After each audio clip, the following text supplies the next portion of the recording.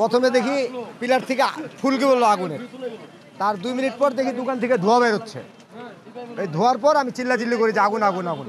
তখন এই মামা আসে, মামার ফোন থেকে পরে ত্রিপল লাইনে ফোন দিই। সকাল সকাল উঠছি, ওঠার পর আমি আসে আমাকে ফায়ার সার্ভিস যখন ফোন করে তখন আমি দেখি আসে আমার দোকানে কোনো কিছু নেই, সব কিছু পুরো ছাই হয়ে গেছে। পূজা উপলক্ষে সব মাল নতুন করে ঢুকানোর পরে 80 লাখ টাকার মতো মাল ছিল আমার রুমে। 2টা রুমে 80 লাখ টাকার মতো মাল ছিল। মাল কিছু বাইর করছে, কিছু ক্ষতি হয়েছে আমার লাখ টাকার মতো। সব জ্বলে গেছে। দোকান ঘর, জুতার দোকান, তারপরে ইলেকট্রনিক দোকান।